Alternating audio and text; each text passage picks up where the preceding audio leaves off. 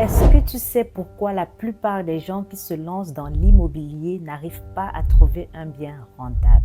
Ce n'est pas parce qu'ils manquent des opportunités, ce n'est pas parce qu'ils ne font pas des recherches, c'est tout simplement parce qu'ils ne savent pas comment trouver les bonnes affaires. Ils cherchent au mauvais endroit ou alors ils n'ont pas les bons outils. Aujourd'hui, je vais te montrer comment acheter un bien immobilier jusqu'à 30% en dessous de sa valeur grâce à 4 stratégies puissantes. Et si tu restes jusqu'à la fin, je te donnerai une stratégie bonus que j'applique lorsque je cherche mes biens qui pourraient tout changer dans ta façon d'acheter.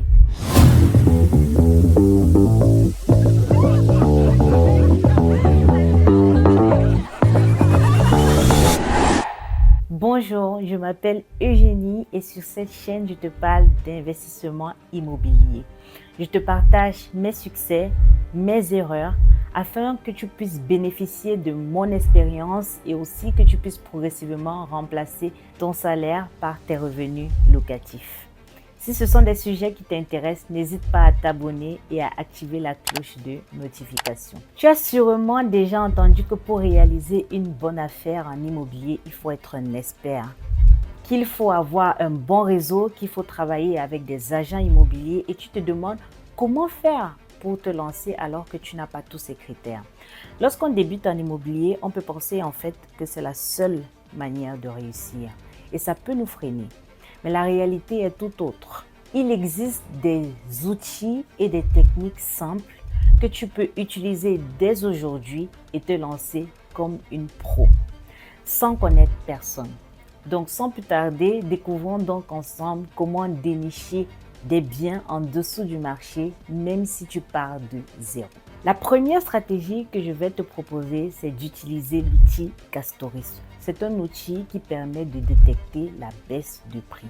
Si tu veux vraiment acheter en dessous du marché, il faut savoir où chercher, comment chercher et comment analyser les offres. Et l'outil Castoris te permet vraiment de le faire. On va passer sur mon écran pour que je te montre étape par étape comment tu peux faire pour dénicher des biens grâce à Castoris. On se retrouve là sur mon écran. Comme vous voyez, on est bien sur Castoris. Et avant de commencer à rechercher un bien sur Castoris, il faut déjà que vous ayez rempli les étapes préliminaires. C'est-à-dire que vous savez exactement où vous devez acheter, vous avez fait votre calcul, vous savez combien vous voulez en termes de prix au mètre carré, vous avez les caractéristiques du bien que vous recherchez. C'est important de faire ça bien en amont parce qu'il ne faut pas vous dire que vous arrivez sur Castoris pour faire une recherche vague. Non, les recherches sont précises pour pouvoir aller le plus rapidement possible et dénicher des pépites. Donc ici, on va prendre l'exemple de la ville de Rouen, par exemple. Donc là, je sélectionne Rouen, je sélectionne appartement et on va faire OK. Donc là, vous voyez que ça nous sort une liste de résultats. On va essayer de filtrer. Donc, on va supposer que je veux un minimum de 70 mètres carrés avec 4 pièces au minimum et que je veux pas payer plus de 100 000 euros. D'accord? Donc, comme je vous expliquais, ce qui est intéressant ici, c'est que vous pouvez savoir depuis combien de temps le bien est à peu près en ligne, d'accord? Et ça vous montre également les évolutions. Donc là, on voit que là, ça a baissé de 6%. Les évolutions qu'il y a eu sur le bien. Et ce qui est également assez intéressant, c'est que vous pouvez avoir des estimations de rendement ici. Ici, vous avez le prix au mètre carré des biens que vous souhaitez rechercher. Alors, on va faire un exemple. Ici, vous pouvez voir que il y a les dates de publication en fait des biens. En général, je m'intéresse aux biens les plus récents, d'accord? Parce que moins c'est récent, plus ça veut dire qu'il y a eu des visites et des personnes qui n'étaient pas intéressées. Mais juste pour vous montrer, je vais prendre celui-là. Ça ne veut pas dire qu'on ne peut pas trouver des pépites aussi dans les moins récents, hein. Il faut faire des recherches de façon profonde en fait. Ici, on voit que le bien a été disponible la première fois en mai à 84 880 euros. Et là, ça a évolué. Ils ont fait des modifications. Ils ont baissé le prix au mois d'août. Mais en septembre, ce n'est toujours pas vendu. D'accord? Donc, ce sont des éléments qui vous permettent en fait de négocier le prix du bien. On voit qu'il est en galère depuis un certain moment. Donc, si vous visitez le bien et qui vous intéresse, il ne faut pas hésiter à négocier, mais vraiment vachement, quoi. Et c'est là qu'on peut faire de bonnes affaires. Mais il faut bien vérifier toutes les autres caractéristiques. Est-ce que le DPE il est bon? Est-ce que il est bien situé? Est-ce que les travaux ça va? Est-ce que les charges ça va? Donc là, je ne vois pas les charges du bien, par exemple. Donc je sais pas si c'est une bonne affaire ou pas. En tout cas, ça va pas faire l'objet de cette vidéo. C'est pas une vidéo d'analyse de biens. J'en ferai une autre où je vous expliquerai exactement comment est-ce que j'analyse des biens. C'est juste pour vous montrer que avec Castorus, en fait, vous pouvez vraiment trouver des pépites avec le système de recherche qu'ils ont. C'est assez intéressant. Donc, n'hésitez pas à en profiter. Vous voyez ici, il y a directement les détails et en fait, ils fédèrent plusieurs sites, en fait, de publication d'annonces. Donc, il faut vraiment pas hésiter. D'accord? Donc, j'espère que c'est bon pour cette partie. Donc, je vais vous expliquer maintenant la prochaine stratégie. La deuxième stratégie que je vais te proposer, ce sont des biens à rénover. Oui, il faut que tu identifies des biens qui nécessitent des travaux. Beaucoup de gens ont peur de se lancer. Il faut dire qu'il y a aussi des artisans qui ne sont pas sérieux et du coup peuvent faire en sorte que tes projets prennent du retard. Mais toutefois, si tu tombes sur des personnes qui maîtrisent leur travail, tu peux vraiment faire de bonnes affaires. Tu vas vite te rendre compte que les biens qui ont des travaux offrent un potentiel énorme pour les investisseurs intelligents. Cherche des biens avec des défauts esthétiques, mais sans gros travaux structurels. Par exemple, il ne faut pas aller chercher à détruire les murs porteurs. Il faut que tu puisses estimer le coût de tes travaux et aussi quel impact ça peut avoir sur la valeur du bien que tu veux acheter.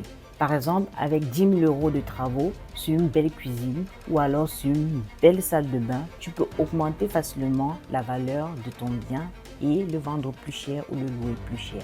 Si ça t'intéresse, j'ai fait une vidéo complète là-dessus où je t'explique et je te donne vraiment les techniques que tu peux appliquer pour augmenter la valeur de tes biens. Donc n'hésite pas à aller la regarder.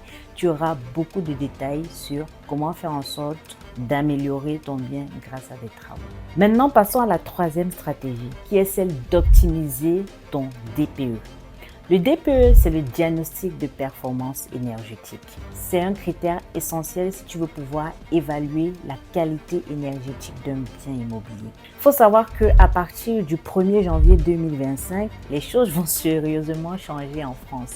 Les logements qui sont classés F ne pourront plus être loués parce qu'ils seront considérés comme des passoires thermiques. Beaucoup de propriétaires vont donc prendre la décision de vendre leurs biens plutôt que de faire des travaux. Et ça, c'est une opportunité pour toi. Si tu sais comment améliorer le DPE d'un bien, tu peux donc acheter à un prix inférieur à celui du marché.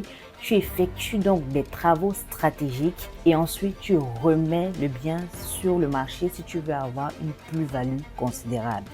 De nombreux marchands de biens utilisent cette technique. Pour améliorer rapidement le DPE de ton bien, tu peux te concentrer par exemple sur l'isolation des murs, des combles, remplacer les vieux chauffages par des modèles plus récents et plus performants, ou alors tu peux aussi installer des fenêtres avec double vitrage. Il y a aussi des techniques plus poussées comme des pompes à chaleur que tu peux utiliser, mais je ne vais pas parler de tout ça dans cette vidéo. Je ferai une vidéo dédiée où je pourrai t'expliquer tout ça. Un des appartements que je gère aujourd'hui a un DPE à eux et nous sommes en train de monter un projet par exemple pour l'améliorer. Juste pour ça, nous pourrons gagner jusqu'à 15% sur la valeur du bien. Donc, il ne faut vraiment pas négliger l'aspect du DPE. Il ne faut donc pas que tu te laisses intimider par les règles et les lois autour du DPE, mais que tu vois plutôt ça comme une opportunité d'investir à prix bas. Travaille sur tes projets, rénove des biens intéressants afin de faire de la plus-value et aussi pour pouvoir avoir de vrais atouts dans ton patrimoine. Maintenant que tu as compris ces premières stratégies, je vais te parler de la quatrième stratégie que j'ai prévu de t'expliquer, qui est la vente aux enchères. C'est une stratégie très puissante que les personnes qui investissent intelligemment utilisent. Les enchères immobilières sont une opportunité en or pour acheter en dessous du prix du marché. D'accord? Pourtant, beaucoup de personnes pensent que c'est trop risqué et trop complexe. Or, avec les bons outils et un peu de préparation, tu peux faire des affaires incroyables. Où est-ce que tu peux trouver des enchères? Sur des sites comme Licitor, tu as des ventes judiciaires et aussi des ventes notariales. C'est quoi les ventes notariales? Les ventes aux enchères notariales se déroulent en général dans les chambres départementales des notaires. Pour faire simple, la chambre, c'est un organe qui représente tous les notaires sur une localité précise. Pour participer à ces ventes-là, tu dois remettre un chèque de consignation au début de la séance, ce qui est l'équivalent de 10 à 20% de la mise à prix du bien. Cela permet de garantir que tu es un acheteur sérieux. Tu peux aussi bien consulter le cahier de charges en avance. Juste attention, comme c'est une filière qui est déjà assez connue, c'est un peu plus difficile, en tout cas c'est de plus en plus difficile de pouvoir faire de bonnes affaires via ce canal. Donc, il y a également des ventes judiciaires. Les ventes judiciaires, quant à elles, sont souvent les plus intéressantes pour réaliser de bonnes affaires. Elles résultent des saisies judiciaires, des liquidations ou alors des divorces. La mise à prix est en général fixée à 30% en dessous du prix estimé, ce qui va permettre de faire vraiment de belles économies. Toutefois, cette filière impose le recours à un avocat qui est le seul à pouvoir porter les enchères pour toi. À ce moment-là, il faudra que tu lui fournisses un mandat et un chèque de consignation qui représente 20% de la mise à prix. Si tu es prêt à t'engager sérieusement, c'est ici que tu pourras faire les meilleures affaires. En dernier lieu, je vais te parler des ventes domaniales. Les ventes domaniales, ce sont des ventes qui sont organisées par l'État. Ces ventes se déroulent dans les préfectures ou alors les hôtels des impôts. C'est quoi l'avantage? Tu n'as aucun frais de notaire et aussi l'acte de vente est rédigé gratuitement. Ici, tu n'as pas besoin de t'inscrire à l'avance. Il suffit que tu te présentes avec les documents qui sont requis. Donc, je vais juste mettre un petit disclaimer. Avant de commencer à participer aux ventes aux enchères, il faut que tu visites le bien. Les visites sont en général programmées à des dates précises.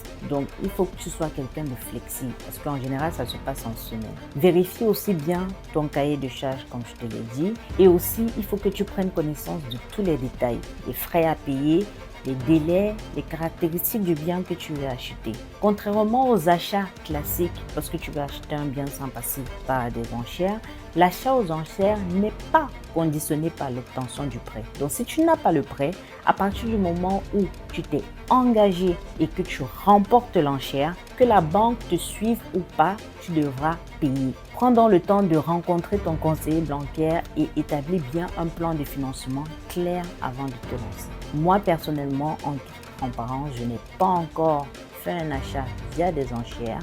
Je ne l'ai pas encore testé, donc je ne peux pas encore te partager d'avis là-dessus. En revanche, si toi, tu as déjà eu à passer par les enchères ou alors tu as une expérience à partager là-dessus, n'hésite pas à mettre cette expérience en commentaire pour que toute la communauté puisse en bénéficier. Ça pourra forcément nous être utile. Je te remercie d'avance. Donc, au début de la vidéo, je t'ai également dit que je devais te proposer une stratégie bonus en plus de 4 stratégies que je viens de te lister. Pour maximiser tes chances de trouver des bonnes affaires, c'est vraiment indispensable que tu développes un réseau. Il te faut un réseau solide. Il faut que tu travailles avec des agents immobiliers, que tu travailles avec des notaires. Lorsque tu travailles avec des artisans, ils peuvent avoir des informations précieuses sur des biens à vendre. Il faut que tu saches que les meilleures affaires se trouvent souvent avant même d'arriver sur le marché. Donc, lorsque tu te connectes avec les bonnes personnes, tu seras aussi toujours en avance sur les autres. Ce principe-là, ça s'appelle de l'off-market.